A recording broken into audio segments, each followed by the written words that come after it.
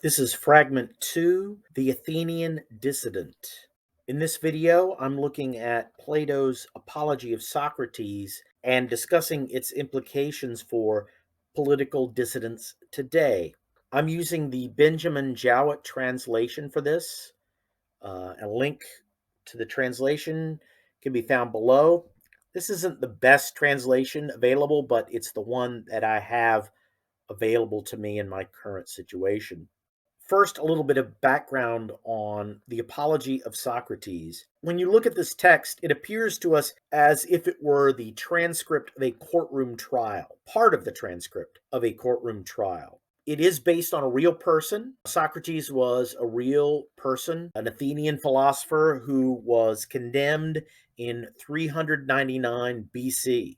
Just a little bit of background on Socrates and Athens and what is happening in this trial. Socrates was an Athenian philosopher. He was famous for being a very poor man. He was not wealthy, and also being a bit of an oddball in his own time.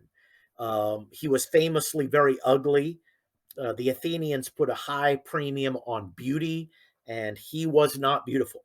He had a pug nose and kind of a big belly, and didn't wear fine garments. He wore poor, cheap garments.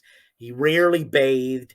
He was more interested in contemplation and philosophy and thinking than he was in politics or material success. He stood out to his contemporaries for often talking to people in public and questioning them. He liked to engage in a question and answer where he would ask people questions about what they believed, and he would try to find out through a series of questions whether what they believed made sense or not, whether it was coherent or not. And his method was typically one of asking people questions and then trying to show that, well, if you believe X and you also believe Y, then you must then also believe Z, but Z seems to be not compatible.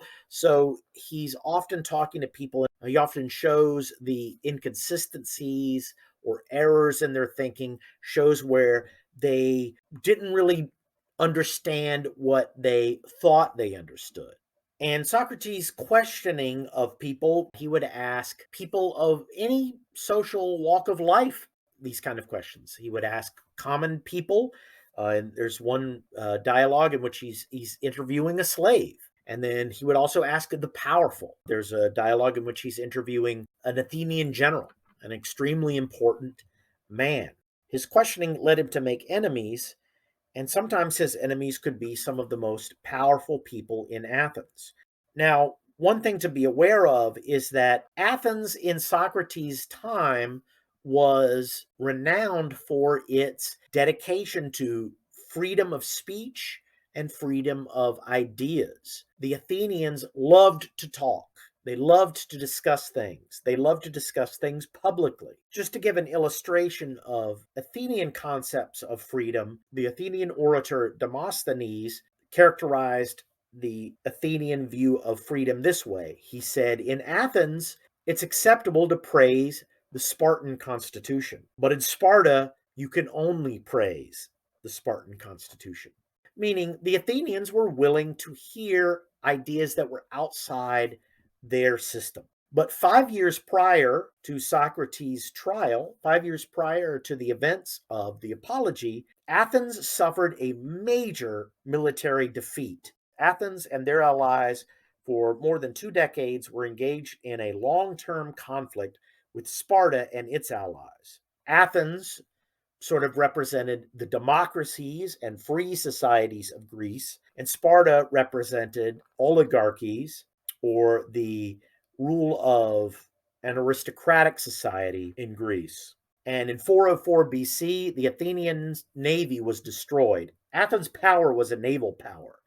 So their whole ability to prosecute the war consisted in their ability to sail around wherever they wanted to collect tribute from various cities and use that money to prosecute the war. Well, their entire navy was captured and destroyed by the Spartans in 404, and then the Spartans they were completely at the mercy of the Spartans, who did not put them all to death. Their allies, I think the Corinthians in particular, wanted the Athenians to be massacred, but the Spartans allowed them to live.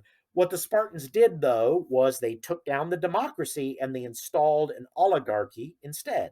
And the oligarchy they established in Athens became known as the 30 Tyrants. And the 30 Tyrants were fairly repressive, and they were eventually overthrown. Like, it was only a few years after this that they were overthrown and the democracy was restored. And it was under the restored democracy that Socrates was accused and condemned to death.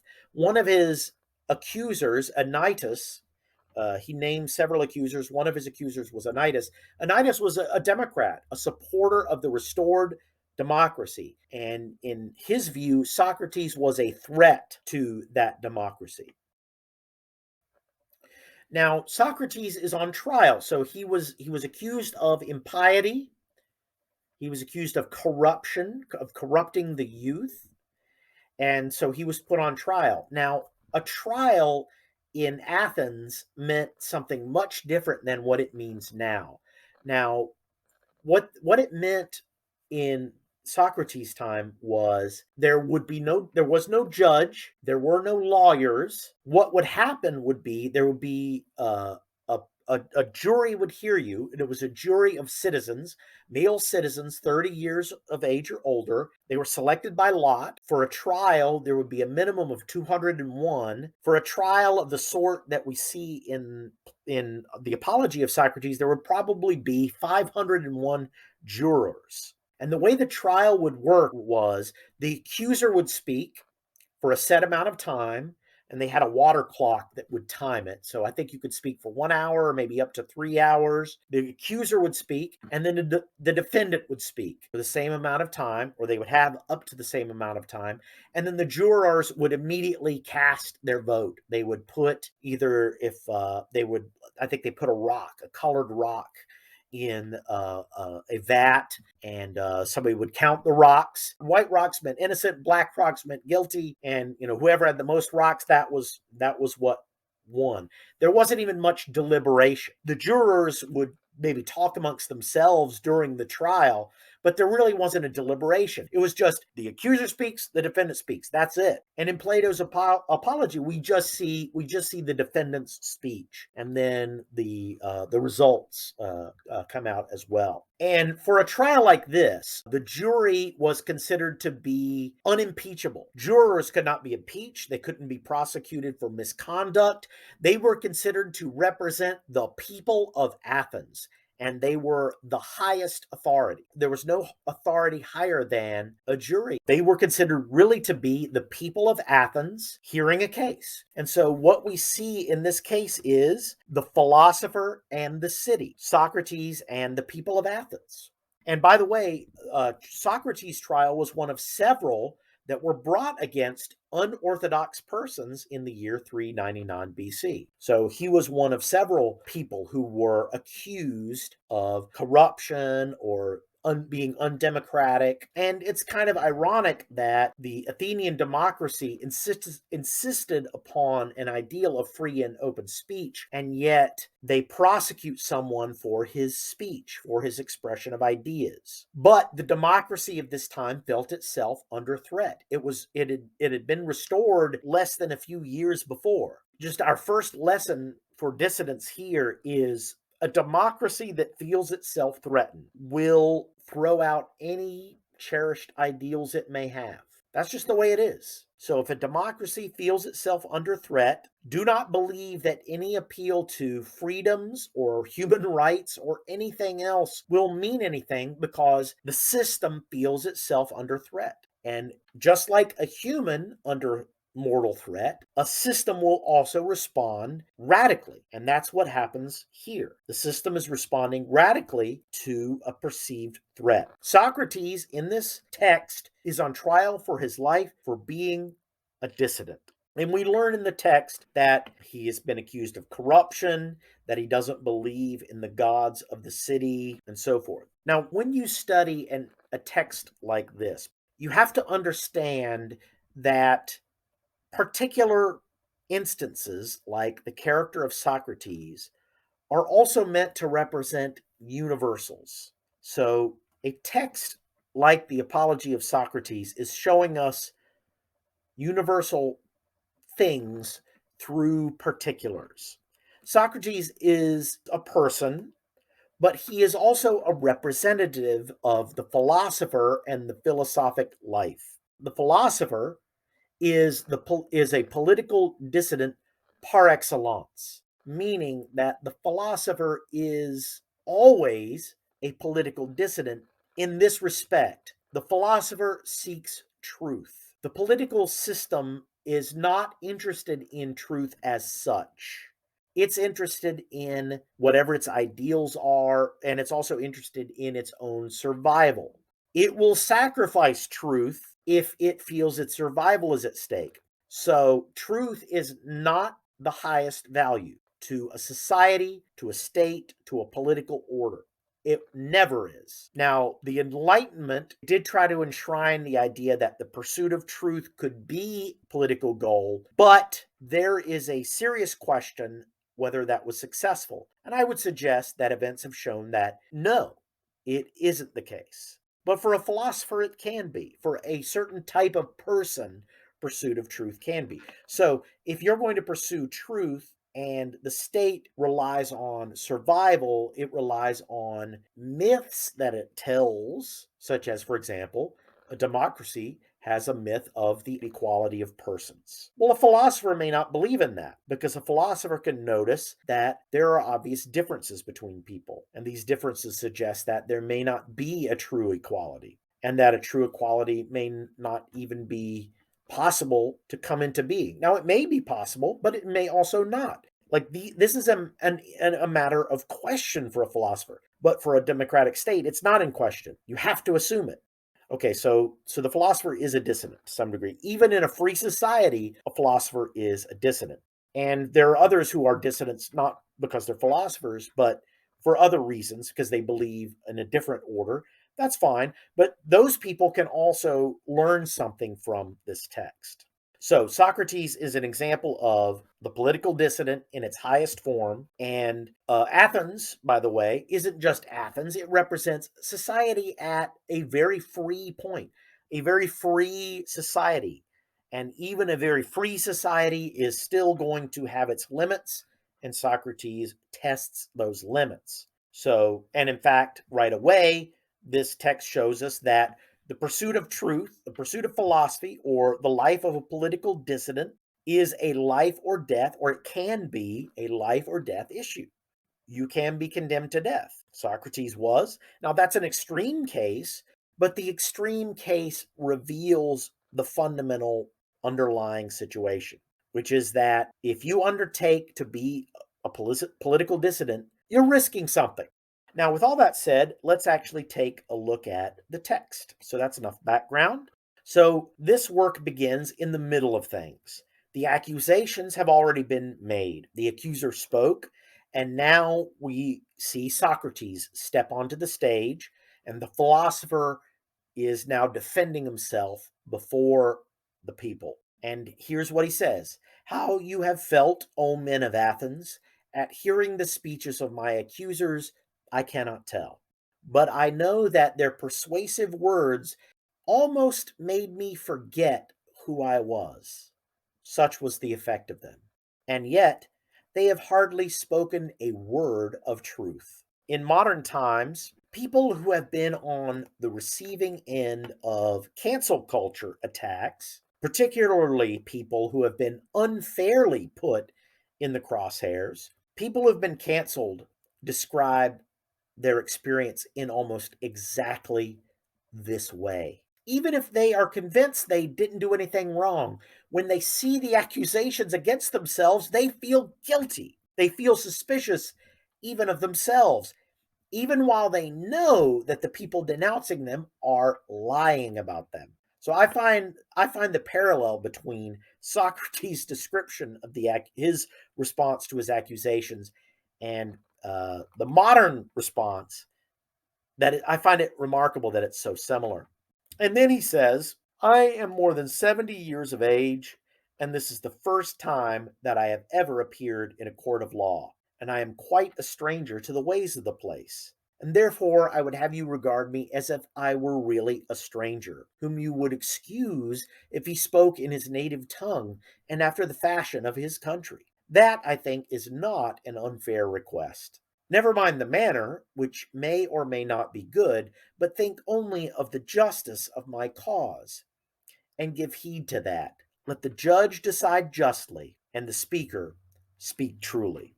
So let's say that Socrates is the dissident appearing before the bar of the state, the dissident before the bar of the normie. The dissident will always appear to the normie as a stranger, a foreigner. The dissident will always be, in a sense, someone from another land. If you are a dissident, you should consider yourself to some degree a foreigner with respect to normies. And what's worse for the dissident is going to be judged and handled not by individuals, because you can persuade individuals, you can convince individuals much more easily than you can convince the public. The public as a group, normies as a mass of people, are not wise. And when you appear before normies as a group, as a whole, you are in trouble. You are already behind the eight ball. Actually, later in the Apology, Socrates likens trying to persuade a mass of normies to trying to get a noble steed to act. A huge horse,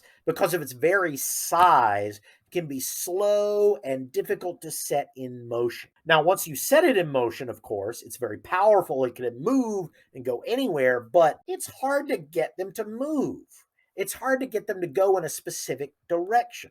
So similarly, it's hard to persuade a mass of people. And I'm not sure that even in our era of mass media, that fundamental situation has really changed. Even now, you still will always have some fairly large percentage of a population that's not going to buy in to whatever it is you want to persuade people to do.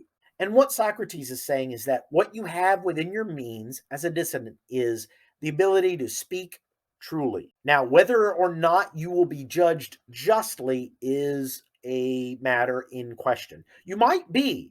Like, it's not a done deal that you're doomed. It's not a done deal that the normies will be against you, but it's not a done deal that they will be for you either. Let's return to the text. Socrates gets into specifics about the accusations against him and about his accusers. And he says, and first, I have to reply to the older charges and to my first accusers, and then I will go to the later ones. For I have had many accusers who accused me of old, and their false charges have continued during many years. And I am more afraid of them than of Anytus and his associates, who are dangerous too in their own way, but far more dangerous are these, who began when you were children and took possession of your minds with their falsehoods, telling of one Socrates, a wise man, who speculated about the heaven above and searched into the earth beneath and made the worse appear the better cause. So what he's saying here is that the specific charges that have been brought against him in the trial are not really the charges that he needs to defend. This is kind of a remarkable claim. So he's saying, all right, so sure, Anytus and these other people have said that I did these things. That's fine. That's dangerous, yes, but there's something that happened before them. There are older charges and first accusers. Now, who is that? Who are these first accusers? Let's take a look at what he said. So he actually says that his first accusers, as he puts it, began when you were children and took possession of your minds with their falsehoods. Let me suggest this. Let me suggest that he leaves it kind of vague who the first accusers are. He basically means everyone who created in the minds of the Athenians, in the minds of the jury, their opinions about what a philosopher is. In other words, he means teachers, parents. Today we would add the entertainment media, the news media, advertisers. In Socrates' time, you would say the poets, the orators, the people who framed the minds of the normies become your first accusers, and they are the most difficult to deal with. So let me put this situation in modern terms. The case of Socrates, a parallel would be someone is denounced on Twitter by a bunch of people saying, oh, this person is a homophobe or a racist or a transphobe or an abuser or whatever term of choice they use. That person who is denounced will usually have one or more accusers, and those accusers are the equivalents of a nidus, the specific person leveling a specific charge. But the first accusers of that person on Twitter who was denounced are the media, the teachers. They're the ones who form the minds of the public, who teach them what a homophobe or a transphobe or a sexist or a racist or whatever it is, who teach what those terms mean. Those are the first accusers because they form the minds of the jury, whoever your jury will be, whether it's an actual jury or just fellow citizens.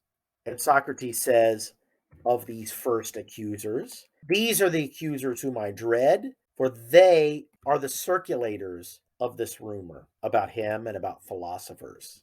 And their hearers are too apt to fancy that speculators of this sort do not believe in the gods. And to put this in modern terms, normies are apt to fancy that, for example, someone who discusses racial crime statistics in a certain way is ipso facto a racist. Anyone who talks about racial solidarity or beliefs is a white supremacist or a follower of mid century Germans. So it is not the Susans or the Karens that the dissident must fear, but is those who shape the minds of Susan and Karen. Those are the ones that you fight against, and they're the most difficult to deal with.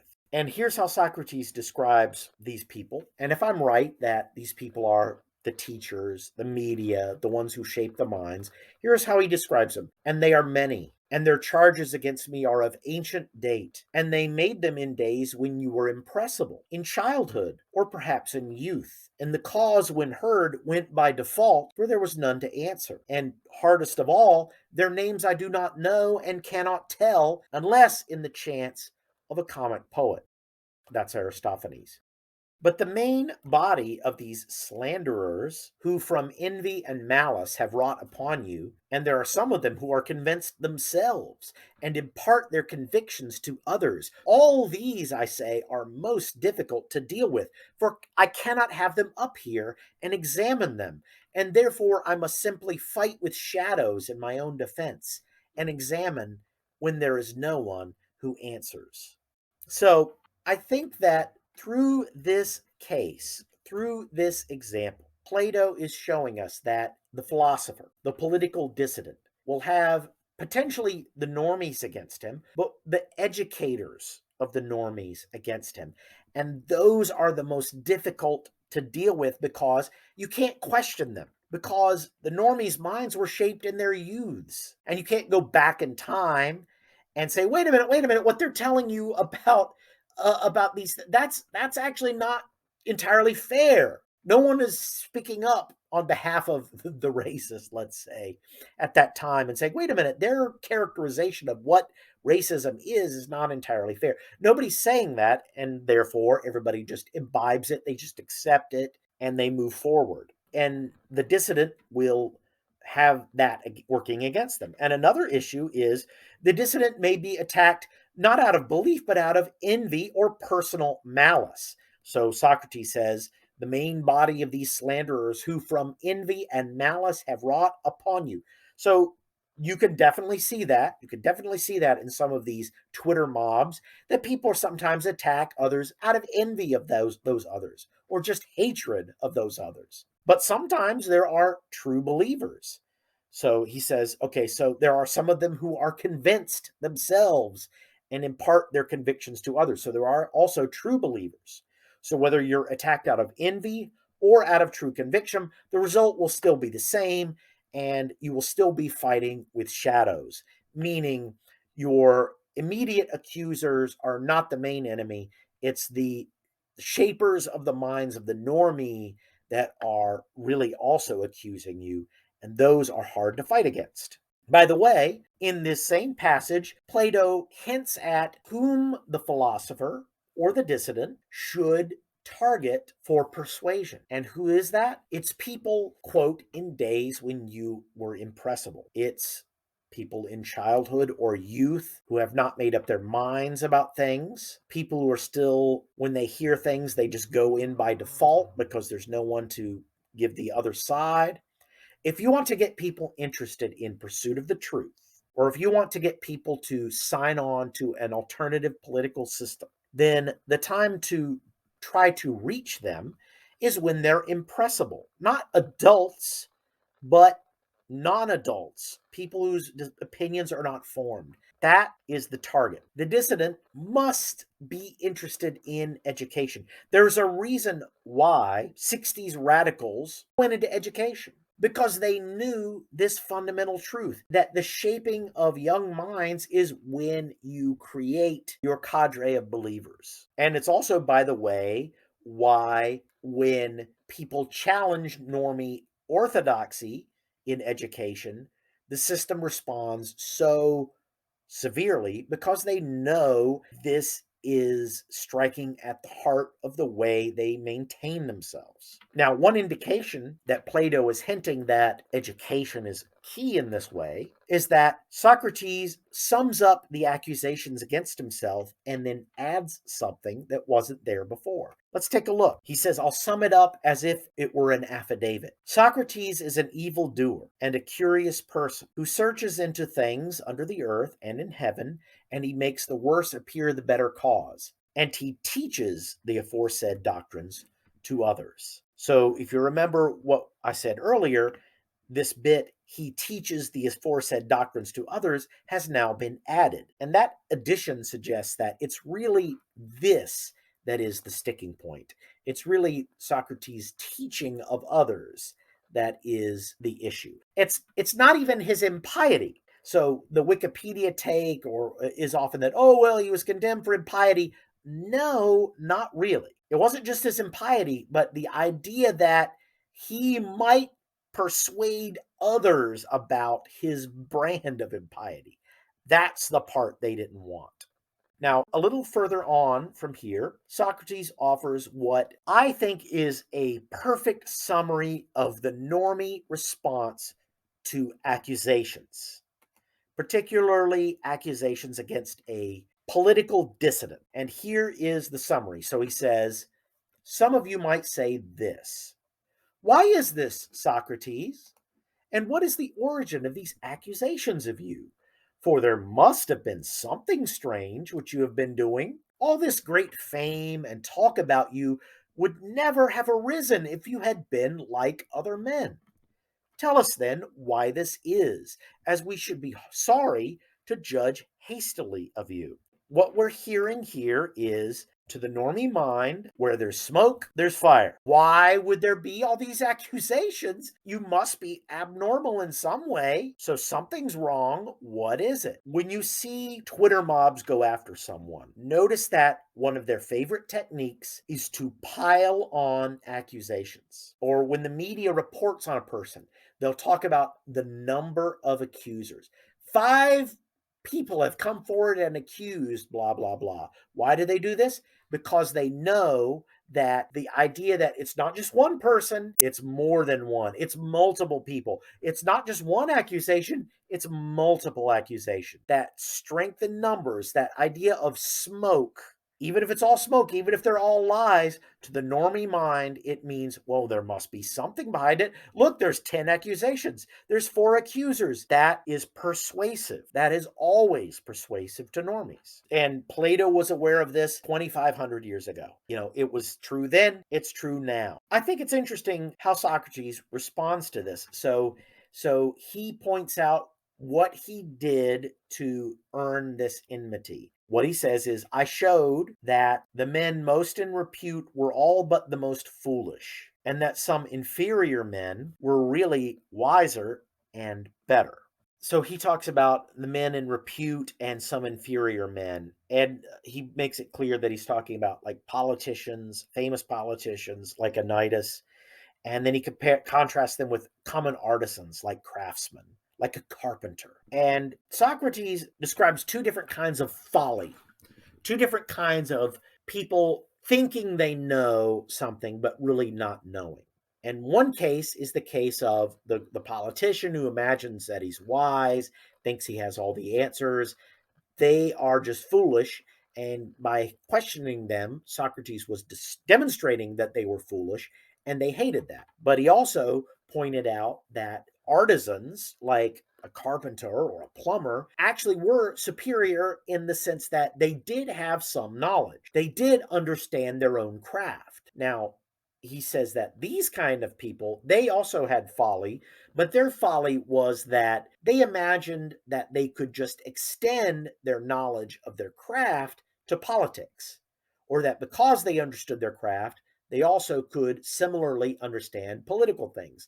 That's not necessarily the case. Let me make a modern analogy here. So I like Thomas Sowell's analysis of the follies of intellectuals. So, Sowell defines an intellectual as a person who has ideas as the product of his labor rather than an actual physical product. And someone is to a greater or lesser degree an intellectual to the extent that the product of their labor is ideas rather than things. Now, if you are someone who the product of your labor is just ideas, you have an easier time avoiding negative consequences because there are many different ways you could explain away physical results, saying, well, true communism hasn't been tried. They didn't follow my directions precisely. No, X, Y, and Z happened, and that affected the results. It's very easy to be a demagogue as an intellectual because you can explain away why your ideas maybe didn't get the results that you expected. It's much harder if you're a plumber or a carpenter to explain away a failure there. Because if you are a carpenter and you make a desk and the desk falls apart tomorrow, there's no excuse. You failed. Your physical product fell apart. You're a plumber and you said you fixed the toilet, but the toilet is still backed up. You failed. There's no demagoguery that's going to get you out of this. Demagoguery is a thing of politics. It's not a thing in the crafts. I don't know of a demagogic plumber. We all know demagogic politicians. And again, that's because the products of their labor are physical, they're tied to physical reality much more directly than an intellectual or a politician. In fact, the problem with our current elite class is that the enormous amount of wealth and power in the world insulates them from the consequences of their errors to such a degree that it's almost impossible to convince them that they have made an error at all. And instead, the elites today are rather like the politicians Socrates encountered, men who imagined that they knew something, but they really didn't. So just imagine trying to tell some Twitterer with a blue check mark that a country bumpkin who's unhappy with the immigrant situation in his small town might have a better understanding of human differences than some social scientist. They would laugh you out of the room. Oh, well, where's this person's degree? But what Socrates is saying is that their knowledge of physical reality might be superior to the supposed intellectual. And that's what he's telling the men of Athens in the Apology, that he challenged these intellectuals and made them look like fools. That's why they don't like him. That's why they attack him. And here, Plato offers another key hint to the philosopher or to the political dissident. Let's take a look. There is another thing. Young men of the richer classes who have not much to do come about me of their own accord. They like to hear the pretenders examined, and they often imitate me and examine others themselves. There are plenty of persons, as they soon enough discover, who think that they know something, but really know little or nothing, and then those who are examined by them instead of being angry with themselves, are angry with me. This confounded Socrates, they say, this villainous misleader of youth. And then, if somebody asks them, why? What evil does he practice or teach? They do not know and cannot tell. But in order that they may not appear to be at a loss, they repeat the ready made charges which are used against all philosophers about teaching things up in the clouds and under the earth and having no gods and making the worse appear the better cause. For they do not like to confess that their pretense of knowledge has been detected, which is the truth.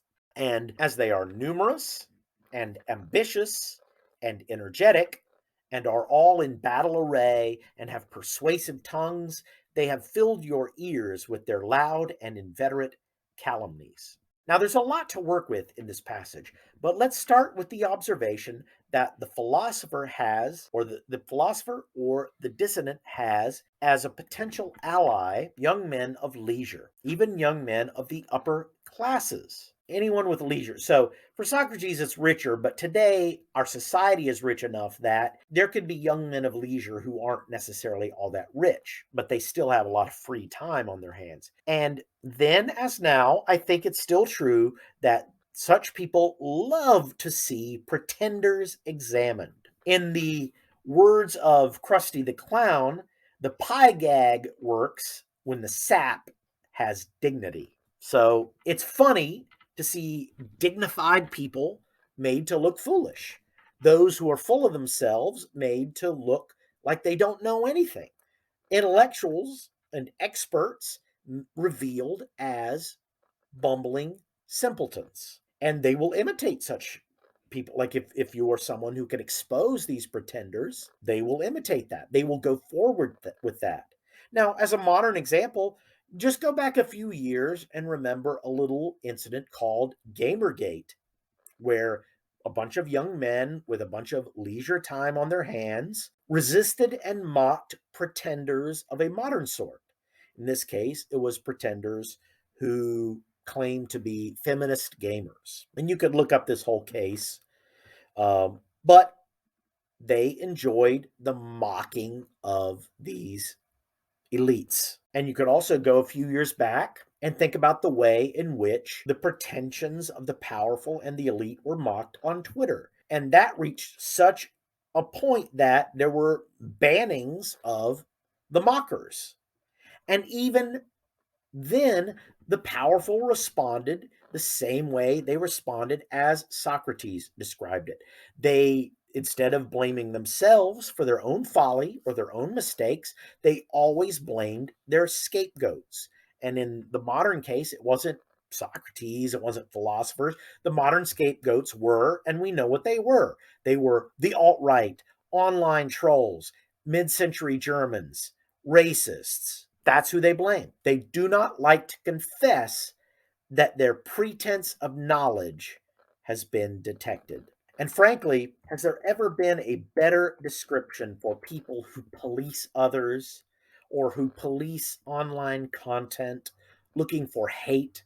Has there ever been a better description of such hall monitor type people than the words Socrates uses when he says they are numerous, ambitious, energetic, and all in battle array, and have persuasive tongues, and fill the ears of others with loud and inveterate calumnies?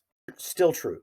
So the ambitious, those who want to get ahead in our system, will attack the philosopher. They will attack the dissident. But the dissident does have allies. You have potential allies in any people with leisure who enjoy seeing the pretenders humiliated, seeing the dignified made to look foolish. Now, for just a brief aside, there have been a lot of discussions online about who political dissidents today should target. Should people try to red pill the normies? Should they target elites?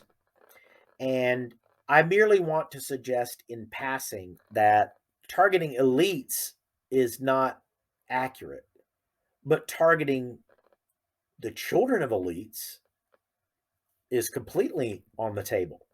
You aren't necessarily going to convince Elon Musk to be red pilled. He may or may not be red pilled on his own, but you may not convince him, but you could convince Elon Musk's son. If he's 15 years old, you might be able to play a game with him in his head and red pill that kid. And then when he grows up and becomes important or influential, maybe that's an effect. But that is how you, quote, target the elites, through their children, through red pilling their children, right? So if you want to red pill people, you can. You can red pill in a blanket sense. But, remember, it's kind of hard to do that.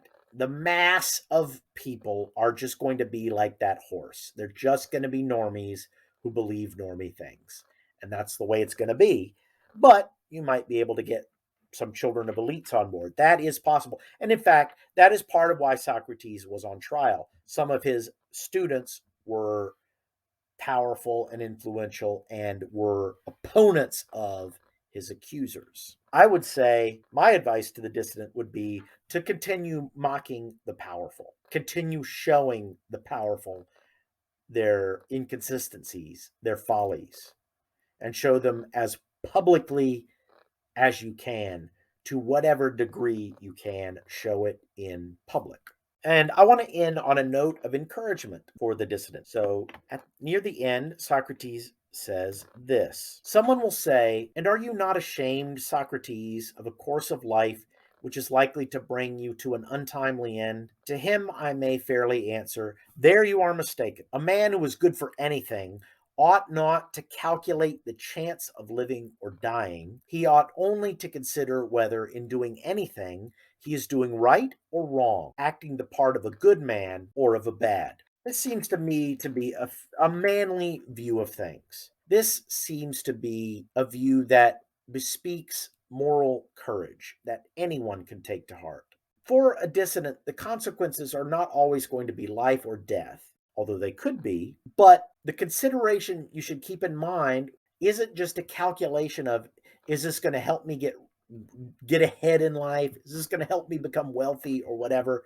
Sometimes your consideration should be, is this right or is it wrong? If I do this, am I a good man or am I a bad man? And I think that there are cases in which you have to say, my going along to get along is not a neutral act, it's a bad act. It's doing wrong. And when you reach that point, you have to be willing to take a stand. Now, normies, sometimes they can be convinced. Sometimes you can make this work for you. But sometimes the consequences will be fatal, as it was for Socrates. But his example of courage was so powerful, and his teaching skill was so powerful that through his students, in particular his students Plato and Xenophon, his teaching reached the whole world. And I think you have to say that to that extent, he was a success. So hopefully that provides you with a little bit of help in thinking about what it means to be a political dissident, what it means to think differently from normie and try to live in the world in that way. And in the next fragment, I'll take a look at what tradition is and what is a healthy relationship to tradition. See you in the next video.